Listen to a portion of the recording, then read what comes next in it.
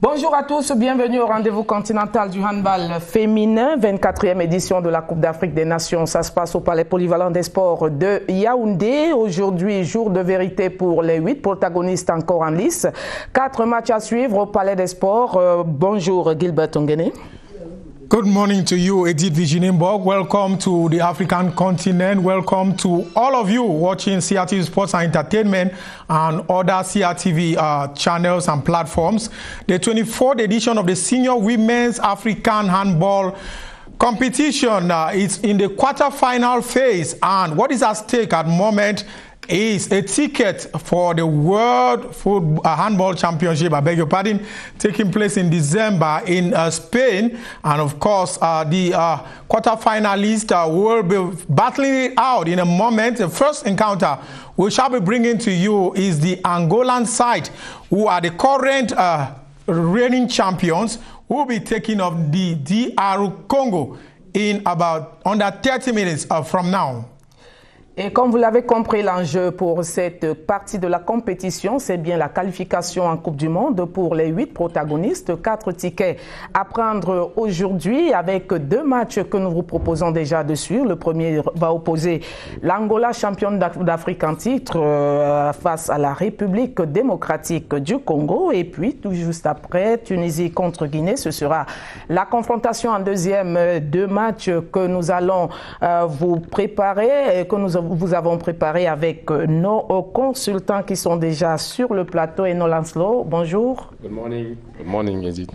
Et puis, Kwa Epopa, entraîneur, est également là. Bonjour. Bonjour. Bonjour à tous les téléspectateurs qui nous regardent de partout.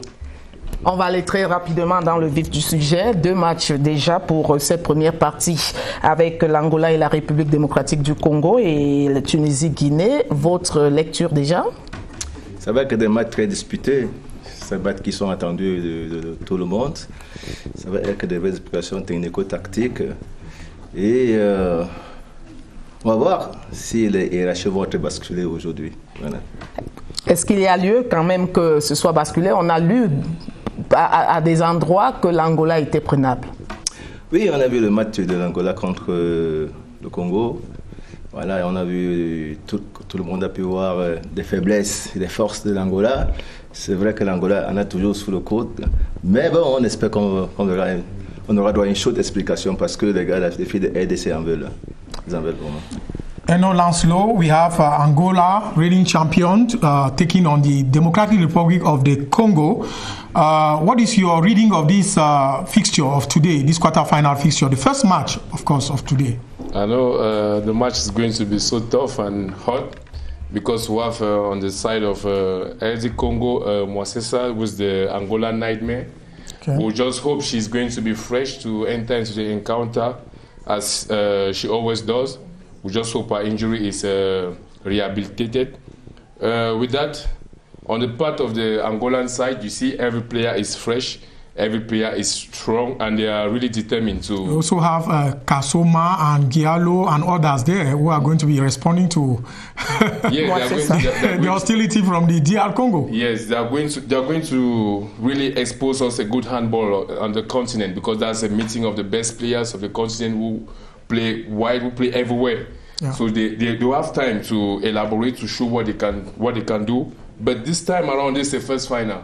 Everybody's trying to get a ticket for the World Cup. We are the knockout stage. There's no room for error. No room for error. Everybody has to give all 100% because you have after this part, you have another day of rest before the final. Before the semi-finals. Yeah, finals, semi-finals. Yeah. A day of rest before quarterfinals, semi-finals, a day of rest before the final.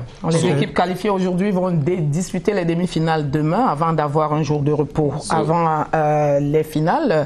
Il parlait tout à l'heure de Moisesa qui est le cauchemar des Angolaises et vous avez également énuméré quelques problèmes en Angola, quelques faiblesses de cette équipe angolaise. Quelles peuvent-elles être?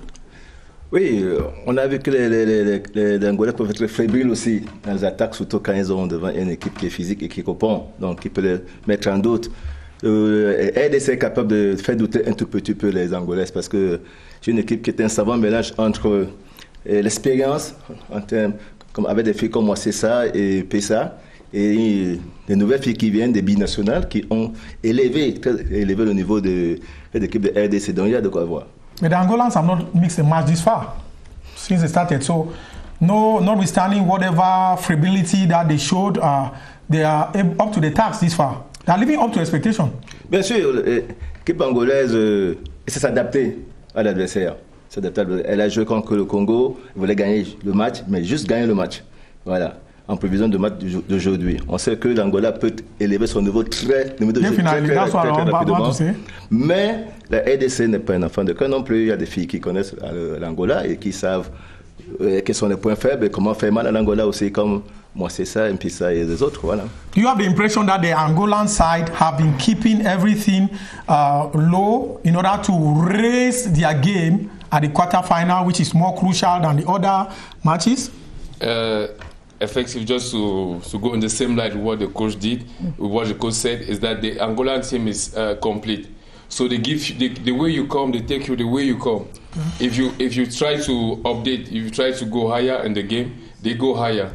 Now we're just hoping that RDC Congo will try to put them in doubt, take them, because they have never been dominated in the game. But we've seen other teams being dominated and they come back, like the Cameroon team, they came back. The Tunisian team, they came back. But now they want a situation where the Angolan can be dominated a little bit, and we'll see what they can do. From there, you can assess. Respond. Yes, from there you can assess the level of. So their back should be on the wall for once in the competition, so that we see their level of reaction. Yes, of course. But we think the team is so complete, such a way that they've played all the matches. They have a good turnover, and they have all the players are still fresh. Alors, face à une équipe qui est réputée assez coriace comme l'Angola, qui explose d'ailleurs généralement quand elle est en possession du ballon, ça se passe très très rapidement. Quel est le comportement qu'une équipe comme la RDC peut adopter pour pouvoir la contrer dans ce genre de situation? Oui, il faut dire sur le plan défensif, avoir une mobilité défensive à toute épreuve. Ouais, il faut bouger énormément. Éviter de jouer 1 contre 1 en défense parce que les filles angolaises, toute la ligne arrière angolaise maîtrise 1 contre 1. Donc il vaut mieux jouer défense, centré sur le ballon, défense collective centrée sur le ballon, essayant de couper les deuxièmes ballons angolais parce que c'est là qu'ils sont très très dangereux au niveau des deuxièmes ballons. Donc c'est un peu ça qu'on devrait faire. Et maintenant, quand on a les ballons, aller très vite en contre-attaque pour essayer de marquer un but avant que la défense angolaise ne revienne. Parce que la défense angolaise aussi est très très bien organisée et ne laisse pas beaucoup d'espace. Mais la République démocratique du Congo n'a pas beaucoup opéré des contre-attaques face au Cameroun. On a quand même vu une joueuse comme Hilary pratiquement bloquée et Pina Logan qui n'a pas véritablement tourné en dehors de moi. C'est ça qui a à chaque fois pu se débarrasser de la défense. Donc, il y a quand même lieu de mieux réfléchir pour pouvoir... Oui, je pense que ça dépendait du match. Il fallait aller être prudent pour gagner ces matchs-là. Maintenant, on est en quart de finale. Il faut tout donner. Il faut jouer sur toutes les cartes possibles. C'est-à-dire qu'il faut jouer... non, on ne doit pas jouer à l'économie, c'est pas possible, sinon on va rentrer. Donc, s'il y a moyen d'aller très vite en contre-attaque, ils vont le faire.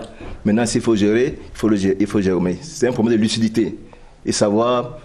apprécier les opportunités qu'elles vont avoir. C'est ça qu'il s'agit. Voilà.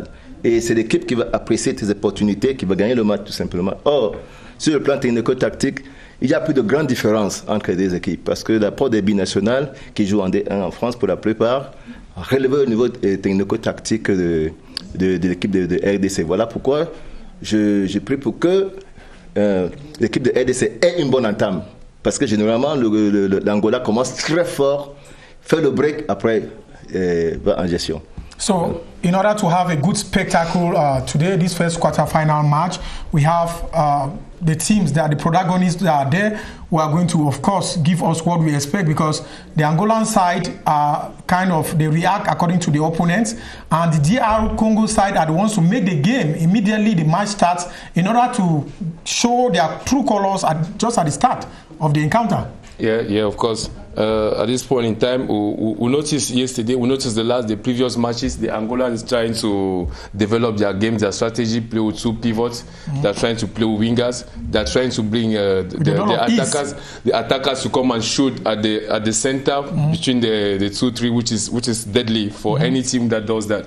We just expect today, let Congo try to avoid the axis, the centers, the 2-3s. Let them try to avoid the centers. Giallo and Zelete, those are 1.90 m. When they put their hands up, it's almost 2 meters, almost 210, 215. Yeah. But they have to avoid the center. They have to have a good defense.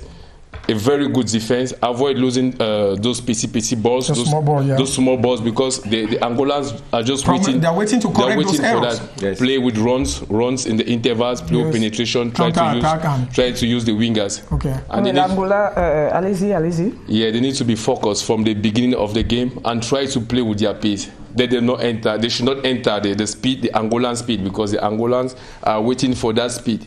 Because when you put that speed, you will not be able to manipulate the ball very well. J'allais dire que l'Angola a quand même mieux affronté le Congo-Brazzaville, qui a pratiquement le même niveau que la RDC. La RDC a-t-elle eu l'opportunité d'avoir une équipe en face qui a le calibre de l'Angola? Est-ce que cela ne pourrait pas avoir été un avantage pour l'Angola que d'avoir eu des adversaires qui ressemblent un peu à la RDC? Oui, les matchs se suivent, mais ça ne ressemble pas. On va dire que la RDC a joué le Cameroun en finale de poule. Voilà, il y a eu un fait de jeu, il y a la blessure de Moissessa qui a diminué, comment on appelle ça, la production de jeu de la RDC. Aujourd'hui, on espère que Moissessa va revenir en forme et qu'il y a une joueuse qui n'a pas joué ce jour-là contre le Cameroun et qu'elle va revenir, qui était meilleure joueuse même l'avant-dernier match RDC, elle va revenir. C'est avec elle que Moissessa a fait le jeu sur la ligne arrière. Donc on espère que tous ces jeux seront là et qu'ils pourront essayer de donner de faire la retour à l'équipe angolaise qui, ma foi, nous a déployé le dernier match. Toute son armada, toute sa force. Toute sa force technico-tactique. Ils ont refait les gammes technico-tactiques. C'était incroyable. Voilà, donc il faut faire très attention avec l'équipe angolaise. And on Lancelot, we see an Angolan side who have Souza at the goal post. From the goal post to the defense, right up to every compartment of this team seems to be ready for any opponent. Yeah, they are ready, but not 100%. Okay. At least we notice the changes at the left back. When there's a change, the second, the double of the Angolan team is not that the same level as. It's not that tactical as the first. Okay. Then there we can let her play. Okay. Try to make her play so much. Try to see what she can do. Okay. Because from there we can gain balls. But on the other part, they've tried a good relationship with the pivot, as I said. They've tried the game within 7 attackers. They've tried all those things. They've tried the game with wingers. They've tried all them. Now it remains for us to work a good defense, a good block defense. Try to take all the balls, cut the balls on the line. And I hope they are going to make a difference today. So there are some weaknesses of the Angolan side that the opponents can exploit. They can exploit. They will eventually exploit them. There's even the second pivot. The second pivot of the Angolan team is not that tactical as Kasoma. Yeah, she's not that technical as Kasoma. Yeah, and even Kasoma has a little bit of trashes when she goes out of her zone. So let her play out of her zone. Try to make defense in order for her to play out of her zone. When she gets the ball, face you, and then we'll see what she can do. But if she takes the ball back in you, eventually there will be an injury. There can be a 2-meter or a goal. Definitely. Because she's so tough. And physically on point. Un match comme ça se joue généralement sur des détails.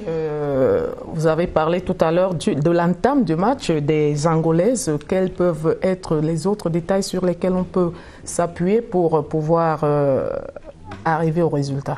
Oui, tout le monde connaît la relation entre la ligne arrière et le pivot angolais. Kasoma, c'est le cœur du jeu angolais. Et Je pense que le coach de RDC a réfléchi comment pouvoir couper cette relation-là, le maximum possible, pouvoir couper cette relation-là, parce que quand Kassouma a le ballon, comme on a dit tout à l'heure, là, il devient impossible de l'arrêter. Voilà, donc il faut couper cette relation-là au maximum pour essayer de faire déjouer l'Angola, parce que l'Angola aime jouer avec son pivot. Donc en coupant cette relation-là, on va amener l'Angola à jouer autrement. Et en jouant autrement, ils peuvent donc commettre des erreurs. Voilà. On va filer au palais polyvalent des sports de Yaoundé où le décor se met pratiquement en place avec l'arrivée des équipes. Gilbert, les choses sérieuses ont commencé. On va retrouver nos reporters. Definitely, Edith Virginie Mbok. We're moving over to the Yaoundé Multipurpose Sports Complex for the match. The first 30 minutes of the match, Angola versus the DR Congo. We are calling on Jean-Cyriac Bessé and Daniel Ekonde. Gentlemen, over to you. Silva Palolina Quiselete Jacinta Marcado Juliana Paolo Elena Simao Bernardo Natalia Mariana Kasoma Albertina Dar Suza Elena Cabuela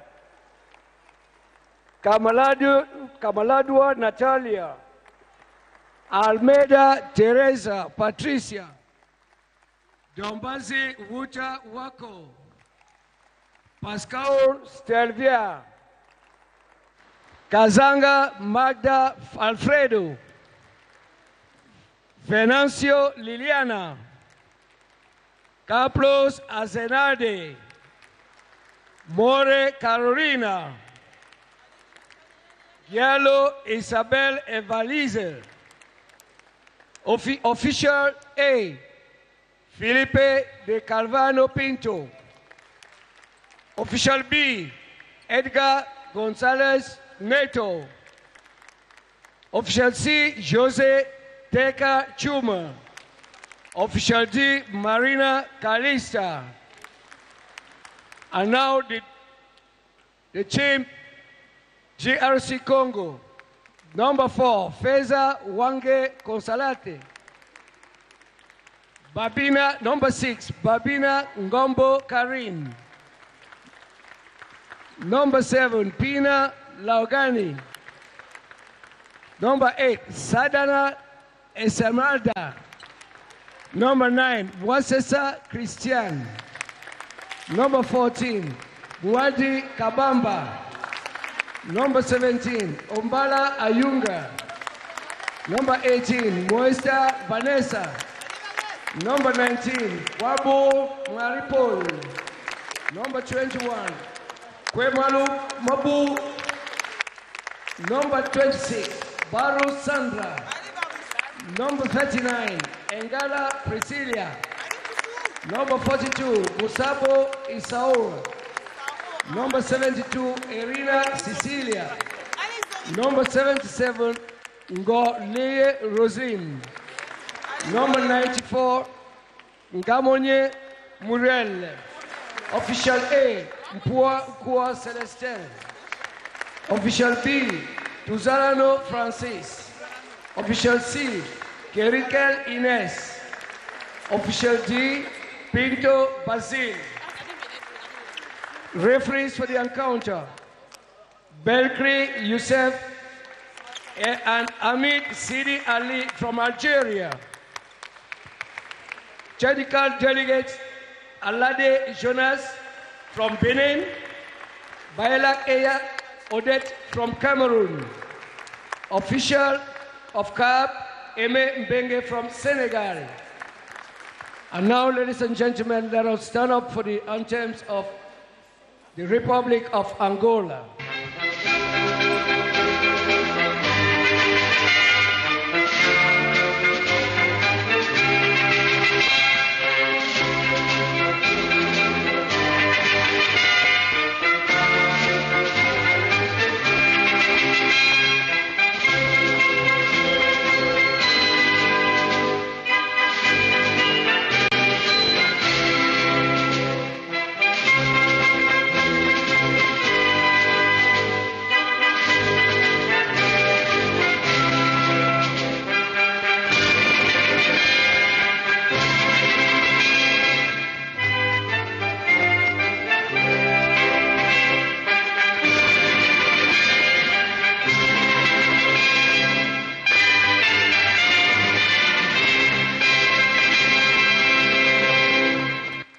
And now let us welcome the national anthem of the Democratic Republic of Congo.